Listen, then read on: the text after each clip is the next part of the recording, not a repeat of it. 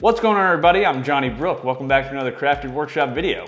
In this video, I'm going to show you how to build this simple portable guitar stand. It'll fit acoustic guitars and electric guitars. You can also use it for banjos and other similar sized stringed instruments. And if you want to scale it down, you can use it for a ukulele. So I do have a free template available for this on my website. I have a link to that in the video description below. Let's go ahead and get started. So I designed this stand so it could be cut from a standard 1x12 from any home center or lumber dealer. You'll need a roughly 2-foot long piece to cut both halves. Another option would just be to glue together two 1x6 pieces if that's something you already had. I laid out the placement of the stand on the two pieces using my printed template.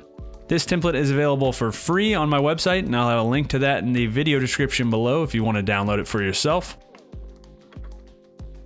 Once I had the sides laid out, I decided to add a little extra flair using my CNC router, the Shapeoko XL. This is a completely optional step, obviously, but I thought it would be a fun addition to the stand. I used a 45-degree V-bit to engrave one of my favorite quotes onto the stand, and I thought it was fitting since it is a musical instrument stand.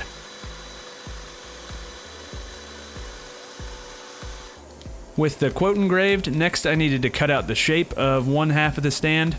So I attached the template to the wood using spray adhesive, and one tip here: if you apply spray adhesive to both surfaces and allow them to dry for a few minutes, you'll be able to remove the template a lot easier than if you stuck the surfaces together while the adhesive was still wet. So I cut out the shape on my bandsaw, but you could definitely use a jigsaw here if you don't have a bandsaw. And the key here really is to take it slow and try to follow your line. This piece will become the template for the other side, and the better job you do on this step, the easier it'll be a little later on, and the better your stand will turn out. After cutting the shape, I also drilled a hole using an 1.5" Forstner bit, and this hole is to allow the router bit used in the following step to get into this sharp corner.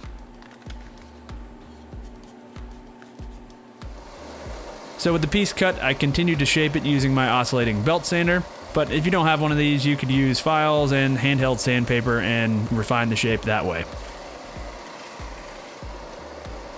Once it was sanded to its final shape, I traced it onto the other half of the stand and rough cut it at the bandsaw. On this half, I made sure to stay clear of the line so I could use a flush trim router bit in the next step to flush everything up. So next I attached the two halves together using double-sided tape, and then flushed them up at the router table using a flush trim bit.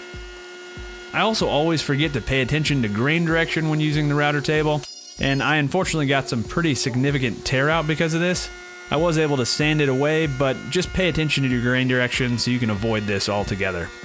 If you don't have a router, you could just cut both halves to their final size, tape them together, and then use files and sandpaper to get them to be identical. So with the pieces flushed up, I took them apart and they were looking really nice. Next, I decided to fill the letters with epoxy just to give them a little extra pop, and I used a product called art resin, and I would really recommend it for this type of project. So one cool thing is it doesn't really have any odor whatsoever, so I could apply it inside, not have to worry about sawdust or anything else getting into it. And I mixed up way too much epoxy, but that's something I'll figure out with a little more experience. And I added a little bit of black dye, mixed it up, and then poured it on. So this art resin is pretty thin, and it's also self-leveling, so it filled in the letters really nicely. And I just came back with a propane torch, popped any bubbles that had formed in the epoxy, and did this roughly every 5 minutes for the first 20 minutes or so, and I ended up with a bubble-free pour. So I let the epoxy cure for about 36 hours, and then I tried to use my planer to remove the excess epoxy. This was not a great idea, because I ended up taking too deep of a pass and removed some of the depth of the lettering, which kind of threw off the look of the font, and was really frustrating after all the work I'd put into this.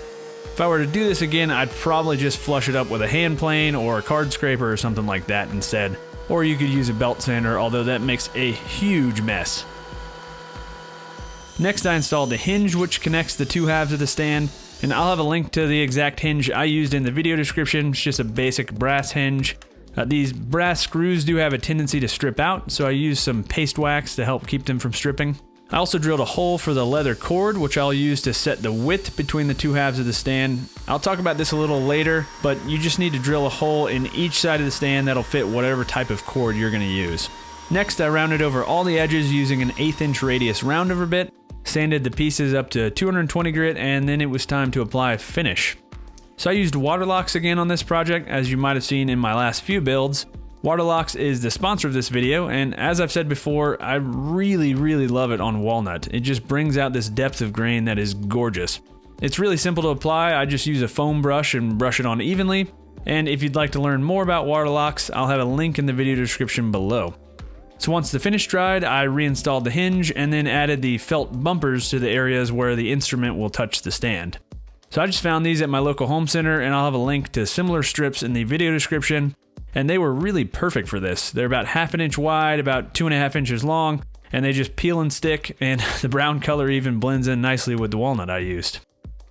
So one other note, you most likely don't want to use rubber bumpers here, since some rubbers can react badly with nitro finishes on some guitars, so it's best just to avoid those altogether.